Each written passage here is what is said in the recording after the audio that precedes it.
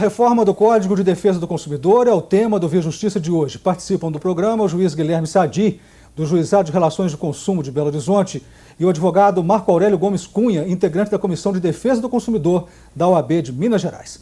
A Comissão de Juristas do Senado, encarregada de elaborar o anteprojeto de revisão do CDC, vai ouvir a sociedade brasileira por meio de audiências públicas nas principais cidades do país. Antes, vai fazer um esboço a partir das opiniões de setores específicos, como as instituições financeiras, Defensoria Pública, Ministério Público, PROCONs e Poder Judiciário.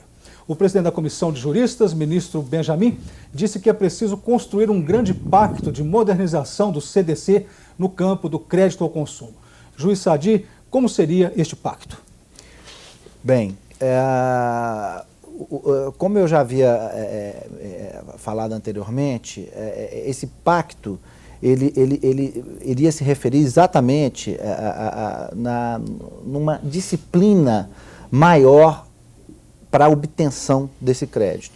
Como eu já falei anteriormente, o que nós vemos hoje com muita frequência é exatamente uma população se endividando demais, porque o crédito, ele é um crédito fácil, ele é um crédito que hoje você não precisa de maiores entraves para você obter este crédito. Então, realmente a reforma do Código de Defesa do Consumidor passa exatamente por essa reforma visando essa obtenção desse crédito. Mas eu pergunto ao senhor, esse pacto, como que as empresas, o senhor acha que adeririam facilmente a esse pacto?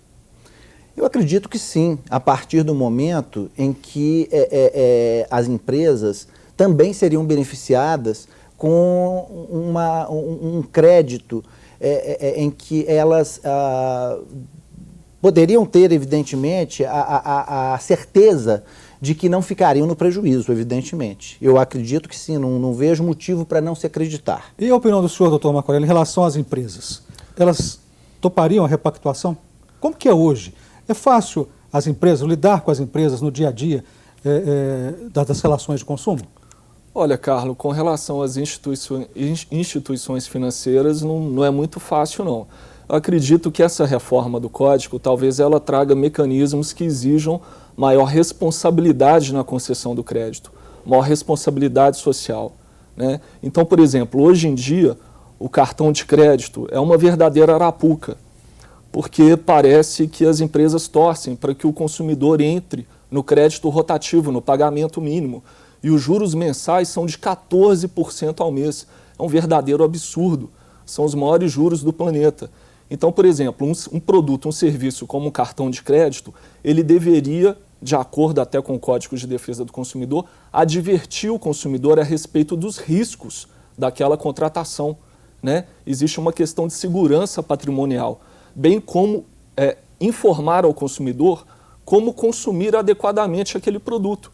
E a maneira correta, por exemplo, no caso do cartão de crédito, é você fazer o possível para pagar o total da sua fatura todo mês. Aí o cartão de crédito funciona bem. Doutor Marco Aurélio, me desculpe evidentemente, pela intervenção, mas eu acredito, francamente, eu acho que o que o senhor está dizendo realmente é extremamente válido e deveria ocorrer realmente se dar uma maior informação ao consumidor de que ele deveria pagar o total da fatura e não parcelado, porque parcelados realmente os juros são escorchantes.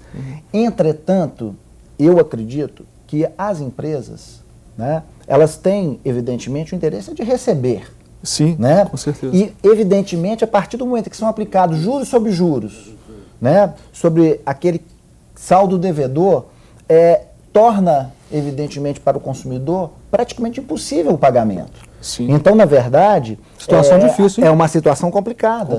Eu acredito que realmente tem que haver uma reforma, inclusive no que tange essa questão, de se dar uma maior informação sobre a questão dos cartões de crédito, especificamente, né? Mas que as empresas hoje, principalmente de cartão de crédito, elas preferem receber alguma coisa a não receber nada, eu não tenho a menor dúvida de que isso ocorra. Os senhores acham que seria necessária a criação de uma agência reguladora, por exemplo, como já existe aí na Anatel, a ANA? Acredito que sim. Facilitaria bem a vida do consumidor e eu acho que não aportariam tantas ações no Poder Judiciário como atualmente aporta, inclusive com relação à discussão em torno de juros de cartão de crédito. E qual é a opinião do senhor, doutor Marco Aurélio, sobre a agência para regular o consumo? Carlos, eu acredito firmemente que sim. O que existe hoje é o DPDC, Departamento Nacional de Proteção e Defesa do Consumidor, vinculado a uma Secretaria de Direito Econômico, vinculado ao Ministério da Justiça. Uma agência reguladora, por exemplo, hoje a Anatel, a sede da Anatel aqui em Belo Horizonte, está num prédio luxuoso de 6 andares. Então, assim, e o DPDC tem de 20 a 30 funcionários em Brasília, para cuidar de todos os problemas relativos a relações de consumo. Então, acredito que é muito importante a criação de uma agência nacional de defesa do consumidor e, quem sabe, também da concorrência. Outra informação do presidente da Comissão de Juristas é que a reforma não pretende redefinir os conceitos de consumidor ou fornecedor e nem tratar da regulação dos serviços financeiros, mas deve incorporar as matérias já pacificadas pela jurisprudência brasileira. Eu pergunto ao senhor, doutor Marco Aurélio, quais seriam os principais dessas matérias? Carlos, nos últimos anos nós temos vivenciado uma série de cobranças indevidas, né? Então eu penso que talvez nessa reforma poder-se-ia pensar em positivar um princípio capitalista de internalização dos custos no preço dos produtos e serviços. O que a gente vê muito hoje? Quais os tipos de cobranças indevidas? Tarifa de boleto bancário, uma taxa de combustível, companhias aéreas cobrando taxa de combustível, isso é um absurdo. Isso tem que estar embutido no preço da passagem. A questão das tarifas bancárias, que era muito polêmica, nós estávamos chegando num ponto em que estava iminente a criação de uma tarifa da porta giratória. Cada vez que você passa na porta, 25 centavos, seria isso. Isso é um absurdo, porque são atividades, custos inerentes à atividade comercial daquele fornecedor. Tarifas de emissão de boletos, né, repassadas para o consumidor. Exatamente. Né, doutor? Né?